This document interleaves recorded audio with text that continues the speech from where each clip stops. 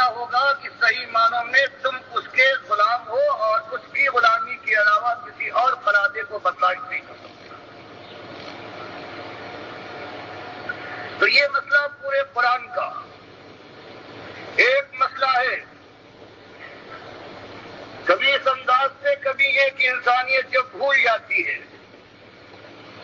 جب ایمان کا مقام اس کے اندر باقی نہیں رہتا اور یہ دنیا ہے چھا جاتی ہے، جب معیار بدل جاتے ہیں، جب ایمان پیراہن بن جاتا ہے کہ جس انداز سے انسان چاہے اسے پہنے اور جب چاہے اتار پھینکے. فرمایا جب کبھی ہماری رحمت جوش میں آئی ہے اور مشیت کا تقاضا ہوا ہے تو ہم نے انسانیت کو سمجھانے کے لیے جس کو بھیجا ہے اس نے یہی ایک ایمان کا مسئلہ اٹھایا ہے کہ بھائیوں ایک مسئلہ حل کر لو، پھر تمہارے ہزار مسائل ہے چٹکیوں میں حل ہو جائیں گے. فرماتا ہے وَلَقَدْ بَعَثْنَا فِي كُلِّ أُمَّةٍ رَسُولًا أَنِ اعْبُدُوا اللَّهَ وَاجْتَنِبُوا الطَّاغُوتَ. ارشاد فرمایا گیا کہ ایک ہی مسئلہ ہے، اور ہم نے جب کبھی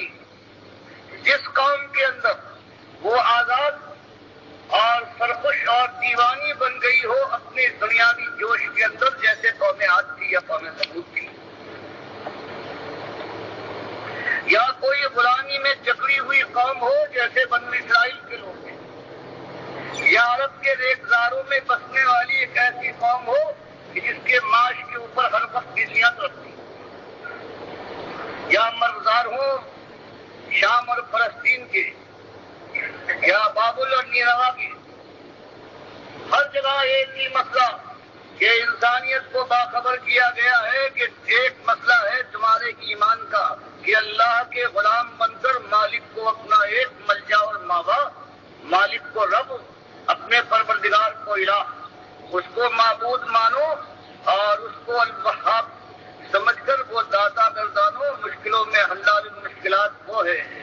غوث تمہارا وہ، فریاد رس ہو، مجیب الدعوات، سمیع دعا ایک ہے. اس کو یوں ماننے کے ساتھ ساتھ واجتنبوا الطاغوت. اور کتنے یہ باطل ہیں اپنا تخت بچھائے ہوئے طاغوت کی شکل میں براجمان ہیں اور اپنی چلاتے ہیں خود مختاری کی ہوا میں دیوانے بن گئے ہیں. دنیا ان کے سامنے سر بھی جھکاتی ہے، ان کے تخت کو بھی اپنے کاندھوں پر اٹھاتی ہے، اس کی حفاظت کے لیے اپنے بال بچوں کو قربان کرتی ہے ان کے اوپر سے اور ان کی بات مانتی ہے. فرمایا اگر ایماندار صحیح معنوں میں توحیدی ہو تو اس طاغوت کے تم دشمن بنو گے، اس سے میل ملاپ، لین دین اور مداحنت کا کوئی موقع نہیں ہے. اللہ کو اپنا مالک مانتے ہو تو اللہ کے جتنے دشمن ہیں طاغوت کی شکل میں، چاہے خود اللہ کی بندگی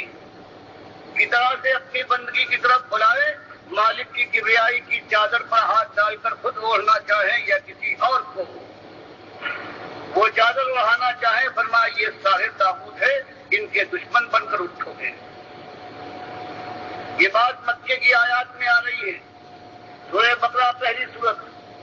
نازل ہوئی ہے، اس میں اور دوسرے انداز سے اور سختی کے ساتھ میں یکفر بالطاغوت ویؤمن باللہ فقد استمسک بالعروۃ الوثقی لا انقسام لها. اب انداز میں ایک اور تیکھا بنا گیا کہ اللہ کے بندو 13 سال تم میں سے کتنے ہیں کہ اللہ کی راہ میں ان کو آزمایا گیا ہے بلائے حسن کے ساتھ، اور پھر ان کو اللہ کی طرف سے توفیق ملی ہے ہجرت تک. یہ 3 مارکے انہوں نے سر کر لیے ہیں. اب آخری مارکا فولاد کا مارکا آنے والا ہے جہاں پر سر اچھلتے ہیں، سینے چاک ہوتے ہیں. اب وہ بھی دعوت دے رہا ہے اور بات وہی ہے، شیطان کبھی دل کے اندر یہ ڈالے کہ 13 سال گزر گئے، مکے کے اندر چین نصیب